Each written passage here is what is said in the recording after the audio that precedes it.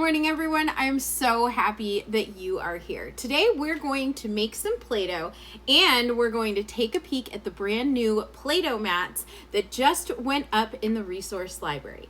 Anytime that I can make something in the classroom rather than purchasing it from the outside, I choose to do that because it gives my students an opportunity to really get involved in the tools that they're using in the classroom and understand cause and effect. They're going to get some great science, math, language, and cause and effect exposure, and it gives them a lot of ownership over the things that they are using. So the first thing we're going to do is mix our dry ingredients. We're going to use 2 cups of flour, and I just have a half cup here, so we're going to do 4 scoops. Now, if I were in a classroom, I would have my students do this. Flour is not expensive, and mistakes are how we learn. So if we spill a bunch of flour all over the floor, that's okay. We can sweep that up. The process of creating something with our hands is so beneficial to our students. All right, so we have 2 cups of flour. Now we're going to do a half a cup of salt.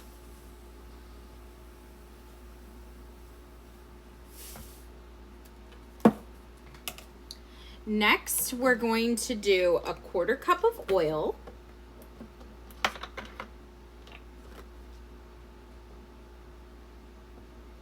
Right up to the top, just enough.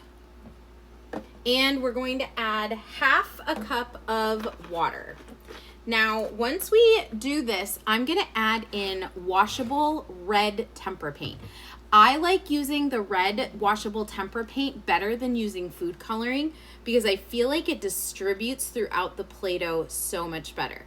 Now, we may need to adjust these ingredients. We may need to add more flour. We may need to add more water.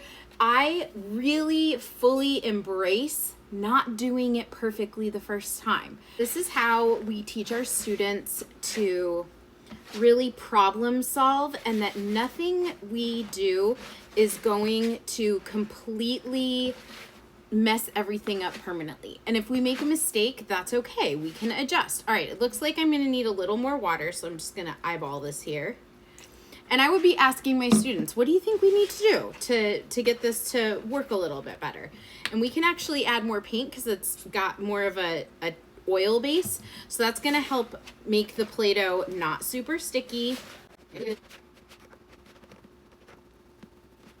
Okay, so now after we have it all mixed together, and it is going to take some kneading to really distribute the paint evenly so it doesn't give that marbling effect. We're just going to take chunks off and give them to our students. And the first thing we want to teach our students when we introduce Play-Doh is how to roll a snake.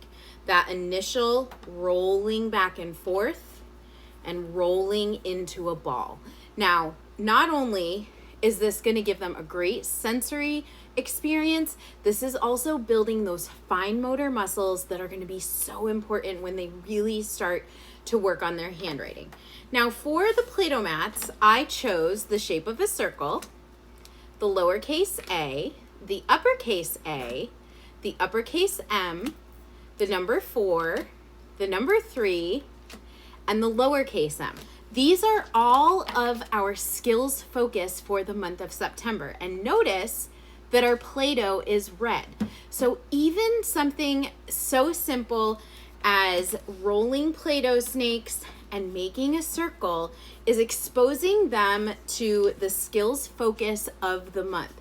It's going to reinforce all of those really important early education academic skills that we're getting them ready for with school. We can talk about how much Play-Doh. Do you need more Play-Doh or do you need less Play-Doh? What does the Play-Doh feel like? What does it remind you of? When you make Play-Doh, how do you feel? And we're going to have them make their Play-Doh shapes, letters, and numbers on the Play-Doh mats that go along with the skills focus for the month using their red Play-Doh. I hope you enjoyed.